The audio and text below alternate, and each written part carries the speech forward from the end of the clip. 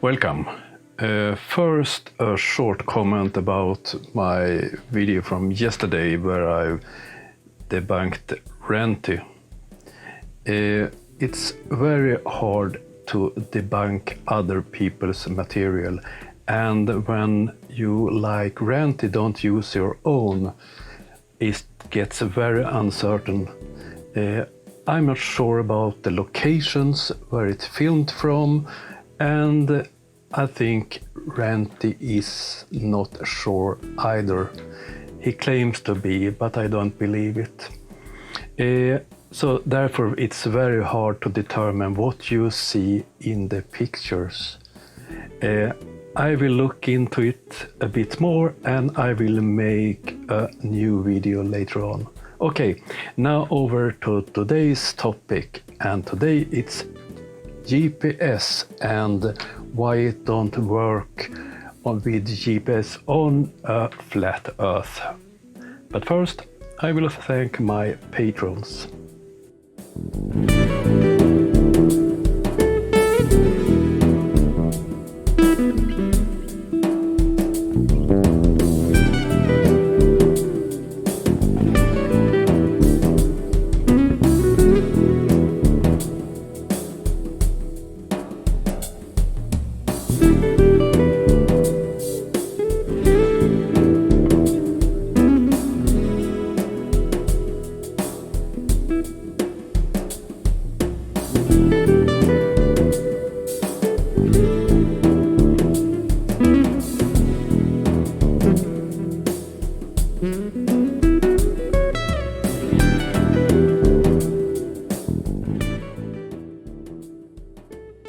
GPS is something most of us uses very often.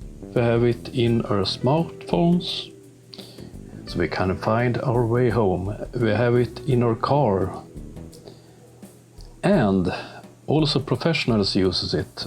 It's used on airplanes and used on ships. And most of us know that this is thanks to satellites around our globe that gives the signals to our equipment. But according to Flat Earth fanatics, there are no satellites. This system works with buoys, antennas and balloons.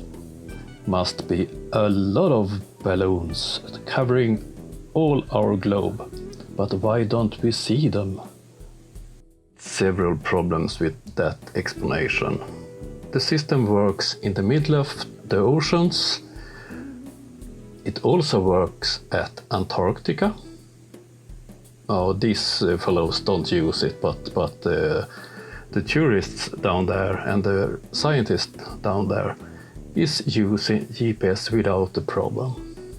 And up here in the Arctic part of the world where I live, we also use it. So this system is all over the world. A lot of balloons. As I mentioned before, I'm planning to make a documentary series when I and a flat earther that I invite up here to the Arctic will make observations together with professional camera equipment. Another experiment I will do is trying if GPS is working in the wilderness, and here I will describe the place where I will make that test. I live in Lofoten, Norway, about 250 kilometers north of the northern polar circle, and I've placed it here with the red ring. Here we have a closer look of Lofoten. And on this map I live with the Red Cross. 15 minutes by boat from my house is a famous fjord. The name is Trollfjorden, and it's by the Red Cross on this map. On this picture, me and my workshop is on our way into the fjord, Trollfjorden. As you see on these maps, the fjord is surrounded of high mountains up to 1000 meter high. And this picture I took when I was on the boat inside the fjord, and here I'm looking out from the fjord.